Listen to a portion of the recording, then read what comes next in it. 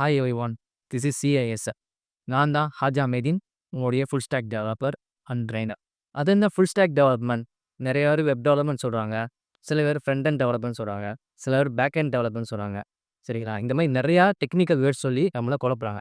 ஆக்சுவலாக நான் உங்களுக்கு அதை சிம்பிளாக ஃபுல் ஸ்டாக் டெவலப்மெண்ட்னா என்ன, வெப் டெவலப்மெண்ட்னா என்ன, அப்புறம் மற்ற டெக்னாலஜியில் என்னென்னு உங்களுக்கு ஒரு ஓவர்வியூ நான் கொடுக்க போகிறேன். ஃபுல் ஸ்டாக்னா வேறு ஒன்றும் இல்லைங்க, நம்ம டே டு டே லைஃப்பில் நம்ம யூஸ் பண்ணுறதாங்க ஃபுல் ஸ்டாக். இன்னும் குழப்பமா இருக்கா? ஒன்றும் இல்லை. நம்ம காலையில் எழுந்திரிக்கிறோம், நெட் ஆன் பண்ணுறோம், ஃபோனை பார்க்குறோம். என்ன பார்க்குறோம்? ஃபஸ்ட்டு வாட்ஸ்அப்பில் ஏதாவது நோட்டிஃபிகேஷன் வந்துச்சு தான் பார்க்குறோம். வாட்ஸ்அப்பில் போய்ட்டு யார் நமக்கு சேட் பண்ணியிருக்காங்க, மெசேஜ் பண்ணியிருக்காங்க பார்க்குறோம். வாட்ஸ்அப்புங்கிறது ஒரு ஃபுல் ஸ்டாக். சரிங்களா?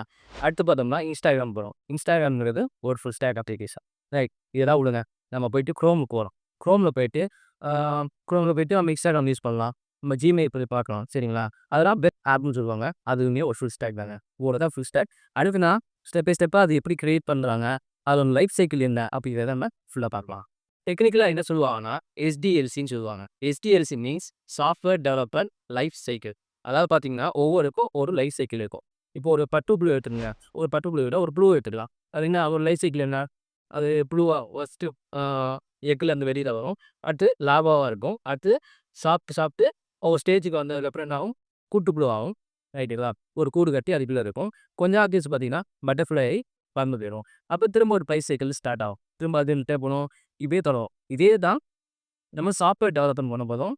நம்ம சாஃப்ட்வேர் டெவலப்மெண்ட் பண்ண போதும் இதே ப்ராசஸ் தான் நடக்கும். இதுக்கு தான் SDLC அப்படின்னு சொல்லுவாங்க. சரிங்களா? இப்போ இதில் பார்த்தோம்னா 6 லெவல் இருக்குங்க, 6 லெவல் இருக்கு. ஓகேங்களா? ஃபர்ஸ்ட் லெவல் பார்த்தீங்கன்னா planning, second level analysis, third level design. Okay, அடுத்து ஃபோர்த் லெவல் பார்த்தோம்னா implementation, fifth level testing and integration, sixth level maintenance. சரிங்களா? இதுதான் ஒரு ஒரு லைஃப் சைக்கிள். சரிங்களா? இந்த ப்ராசஸில் தான் என்ன பண்ணுவாங்கன்னா ஒரு ஒரு சாஃப்ட்வேரை க்ரியேட் பண்ணி அதை லைஃப்க்கு கொண்டு வருவாங்க. சரிங்களா? ரைட், இப்போ பார்த்தோம்னா இதை பற்றி ஸ்டெப் பை ஸ்டெப்பாக நம்ம பார்ப்போம். ரைட், இப்போ பாருங்க, ஸ்டேஜ் 1 ரெக்யர்மெண்ட். இங்கே பாருங்க, பிளானிங். அதுதான் இங்கே requirement. And planning and அனாலிசிஸ்னா requirement. ரைட்டா? இப்போ பார்த்தீங்கன்னா ரெக்யர்மெண்ட்னா என்ன? ஃபஸ்ட்டு ஒரு சாஃப்ட்வேர் டெவலப் பண்ணுறாங்க அப்படின்னா சும்மா எடுத்தோடனே டெவலப் பண்ண மாட்டாங்களா? இப்போ நம்ம வாட்ஸ்அப் யூஸ் பண்ணுறோம், அது வர்றதுக்கான ஒரு காரணம் இருக்கும். கரெக்டாக? இப்போ 2 ஃப்ரெண்ட்ஸுக்கிட்டே என்ன பண்ணணும், ஒரு கம்யூனிகேட் பண்ணுறதுக்காண்டி வாட்ஸ்அப்புங்கிறத க்ரியேட் பண்ணியிருக்காங்க. அதே மாதிரி ஃபேஸ்புக் ஃபஸ்ட்டு என்னென்னா, ஒரு காலேஜ் ஸ்டூடெண்ட் அவங்க கேம்பஸில் இருக்கவங்களோட ஒரு ப்ரொஃபைல் மாதிரி க்ரியேட் பண்ணாங்க. அதுக்குள்ளேயே ஒரு கம்யூனிகேட் பண்ணுறதுக்காண்டி க்ரியேட் பண்ணாங்க ஃபேஸ்புக். இப்படி தான் ஒவ்வொரு காரணத்தை வச்சு தான் என்ன பண்ணுறாங்கன்னா ஒவ்வொரு அப்ளிகேஷன் க்ரியேட் பண்ணுறாங்க. ஃபஸ்ட்டு ஒரு ப்ராப்ளம் இருக்கணும், அதை நம்ம அனலைஸ் பண்ணணும். அது எப்படி பீப்புளை ஈஸியாக அந்த ப்ராப்ளத்தை சால்வ் பண்ண வைக்கலாம் அப்படிங்கிறத யோசிக்கிறது தான் பிளானிங் அண்ட் அனாலிசிஸ். இதுதான் நம்ம ரெக்யர்மெண்ட் அப்படிங்கிற டைப்பில் போட்டிருக்கோம். இப்போ ரெக்யர்மெண்ட் எடுத்துங்க, ஜொமேட்டோ எடுத்துங்க, நான் சொன்னதான் ரெக்யர்மெண்ட். இப்போ நிறைய பேர் சமைக்க முடியாமல் இருப்பாங்க, நிறைய பேர் வேலை பார்த்துட்டு இருப்பாங்க. இப்போ போயிட்டு வரக்கு டிராஃபிக்கில் மாட்டிட்டு வரதுக்கு 1 ஹவர் 2 ஹவர் ஆகலாம்.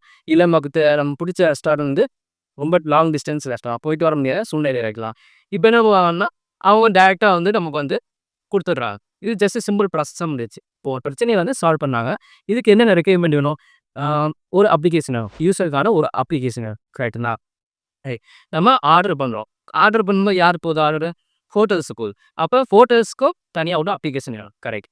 அடுத்து பார்த்தோம்னா அது டெலிவரி பர்சன் நமக்கு எடுத்து கொடுக்குறாரு. அப்போ அவருக்கு ஒரு அப்ளிகேஷன் வேணும். கரெக்டுங்களா? இதெல்லாம் ஒரு மேனேஜ் பண்ணுறதுக்கு ஒரு ஏரியா லெவலில் ஒரு சேல்ஸ் எக்ஸிக்யூட்டிவ் இருக்கலாம், இந்த சேல்ஸ் மேனேஜர் இருக்கலாம்.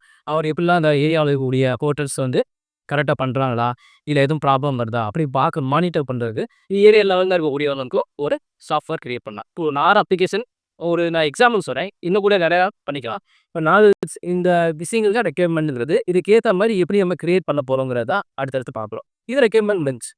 அடுத்து டிசைன். நம்ம யூஸ் பண்ணுறோம்ல வாட்ஸ்அப் பார்த்தீங்கன்னா ஒரு க்ரீன் கலர் தீமில் இருக்குது. டிஃப்ரெண்ட் ஆப், எல்லா ஆப் மாதிரி இல்லை. ரைட். இப்போ இன்ஸ்டாகிராம் பார்த்தா ஃபேஸ்புக் மாதிரி இல்லை, ஃபேஸ்புக்கை பார்த்தா ஜிமெயில் மாதிரி இல்லை.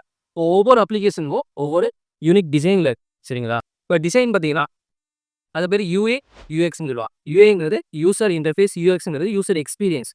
ஏன் யூசர் எக்ஸ்பீரியன்ஸ் வேறு? இதே நம்ம நம்ம ஒரு எக்ஸாம்பிள் எடுத்துவோம். வாசல் முன்னாடி வைக்காமல் சைடில் வச்சுட்டோம்னா ரோட்டுக்கு பக்கத்தில் வைக்காம சைடில் ரோடே இல்லை, பாதையே இல்லை, அங்கே வச்சா அந்த யூசர் எக்ஸ்பீரியன்ஸ் எப்படி இருக்கும்? ஒரு பேடாக இருக்குங்களா? அதே மாதிரி தான் நம்ம ஒரு லாகின் பண்ணுறோம், ஒரு யூசர் நேம் பாஸ்வேர்டு இருக்குது, கீழே லாகின் பட்டன் இருக்குது. சரிங்களா?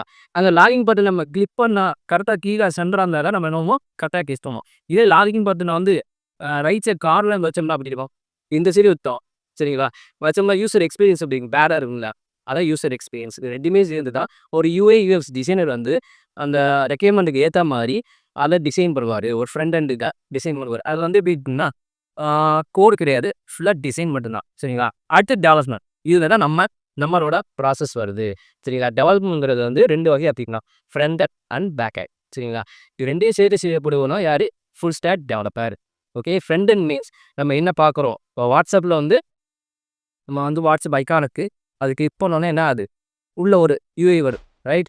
அதுதான் ஃப்ரண்ட் எண்ட். நம்ம என்ன பார்க்குறோங்கிறத அதுதான் ஃப்ரண்ட் எண்ட். பட்டன் இருக்கும். ப்ரொஃபைல் ஐகான் இருக்கும். செட்டிங் ஐகான் இருக்கும். ஸ்டேட்டஸ் தெரியும். இதுதான் வந்து என்னது? Front end. அப்ப பேக் எண்ட்னா என்னது? பேக் எண்ட்ங்கிறது நம்ம பார்க்க முடியாது. பட் அத வச்சு தான் எல்லாமே ஃபங்ஷன் ஆகுது. எப்படி சொல்லணும்னா, நம்ம WhatsAppல போறோம். கரெக்ட்டா? WhatsAppல போனா நம்ம ஃப்ரெண்ட் வந்து நமக்கு மெசேஜ் பண்றாரு. ஓகே. அது எப்படி வருது? அதுக்கு காரணம் ஃப்ரண்ட் எண்ட் கிடையாது. Back end. கரெக்ட்டுங்களா? ஃப்ரண்ட் ஜஸ்ட் வந்து காட்டுது நம்மட்ட. ஒருத்தர் பண்ணிருக்காருன்னு காட்டுது. ஆனா அது நடக்கக்கூடிய ப்ராசஸ் எல்லாமே பேக் எண்ட் அண்ட் டேட்டாபேஸ்ல தான் நடக்குது. அடுத்து பார்த்தீங்கன்னா டெஸ்டிங். நம்ம வந்து ரெக்யர்மென்ட் முடிஞ்சுச்சு. டிசைன் முடிஞ்சுச்சு. டெவலப்மென்ட் முடிஞ்சுச்சு. ரைட்டா? டெஸ்டிங் இல்லாம ஏதாவது நம்ம பீப்பிள்ட்ட குடுத்துட்டோம்னா என்ன ஆயிரும்? அதுல ஏதாவது பக் இருந்துச்சுன்னா பெரிய லாஸ் ஆயிரும். கம்பெனியே வந்து என்ன ஆகும்? கம்பெனி மேல மக்களுக்கு இருக்கக்கூடிய ஒரு நம்பிக்கைய அவங்க இழந்துருவாங்க. ரைட்டா? அதனால தான் ஒவ்வொரு வாட்டியும் என்ன பண்ணுவாங்க? அந்த டெவலப்மென்ட் பண்ணும்போதும் மேனுவல் அண்ட் ஆட்டோமேட்டட் டெஸ்டிங் ஓகேங்களா? டெஸ்டிங் டீம் தனியா இருப்பாங்க.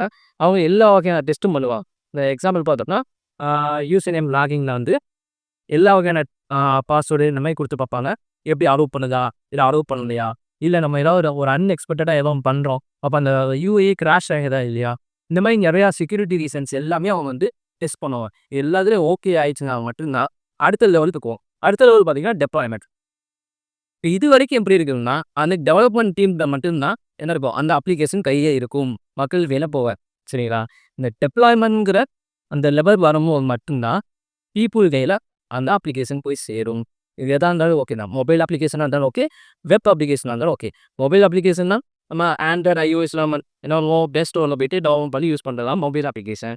அண்ட் வெப் அப்ளிகேஷன்ங்கிறது அது வெப்சைட் ஆப்பா இல்ல வெப் அப்ளிகேஷனா எல்லாமே இந்த மாரி Chromeல போயிட்டு யூஸ் பண்றது தான். சரிங்களா? இது வந்து வெப் அப்ளிகேஷன். ரைட். அடுத்து பார்த்தோம்னா, நம்ம வெப்சைட்ங்கிறது நீங்க காலேஜ் படிக்கலாம். உங்க காலேஜ் ஒரு வெப்சைட் இருக்கும். சரிங்களா? அது வந்து வெப்சைட். இப்ப இதுக்கெல்லாம் என்ன டிஃபரெண்ட்ங்கிறத நம்ம அடுத்தடுத்து பார்ப்போம். ரைட். இது வந்து டெப்ளாய்மென்ட். மெயின்டனன்ஸ்ங்கிறது நம்ம ஒவ்வொரு தடவ என்ன பண்றோம்? Play Storeல போனா அப்டேட் காட்டுது. WhatsAppக்கு வந்து அப்டேட் காட்டுது. நம்ம அப்டேட் பண்றோம். ஏதோ ஒரு புது ஃபீச்சர் வருது. அது மட்டும் அப்டேட் கிடையாது. அதுவும் ஒன் ஆஃப் த அப்டேட் தான். ஆனா இன்னொரு அப்டேட் எப்படின்னு சொல்லுவாங்கன்னா, அதுல ஏதாவது பக் இருக்கான்னு பார்ப்பாங்க.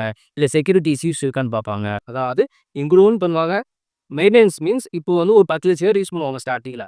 ஒரு எக்ஸாம்பிள் சொல்றேன். இப்போ WhatsApp இந்த டைம்ல வந்து ஒரு 1,00,000 பேர் யூஸ் பண்ணியிருப்பாங்க 1 மந்த். அடுத்து கூட கூட பார்த்தீங்கன்னா, இது எத்தனையோ கோடி பேர் யூஸ் பண்றாங்க. ஓகேங்களா? அப்ப என்ன ஆகுது? சர்வர்ல தான் எல்லா அப்ளிகேஷனுமே ரன் ஆகுது. ஓகேங்களா? அத பத்தின நம்ம ஃபியூச்சர் வீடியோஸ்ல நம்ம பார்ப்போம். சர்வர்னா என்ன? அது என்ன மாரி ஒர்க் ஆகுது? இதெல்லாம் நம்ம அடுத்தடுத்த வீடியோஸ்ல பார்ப்போம். இதுதான் SDLCயோட ஓவர்வியூ சரிங்களா? நெக்ஸ்ட் வீடியோல நம்ம டெவலப்மெண்ட் என்னென்ன, டெவலப்மெண்ட்னா என்னங்கிறத நம்ம நெக்ஸ்ட் வீடியோஸ்ல ஃபர்தரா நம்ம பார்ப்போம். இதுபோல உங்களுக்கு டெக் வீடியோஸ் இல்ல எஜுகேஷன் கன்டென்ட் பார்க்கணும்னா மறக்காம நம்ம சேனல சப்ஸ்கிரைப் பண்ணிட்டு உங்க ஃப்ரெண்ட் அண்ட் ஃபேமிலிக்கு ஷேர் பண்ணுங்க. சோ இதோட நம்ம வீடியோஸ் முடியுது. Signing off from Haja Mary.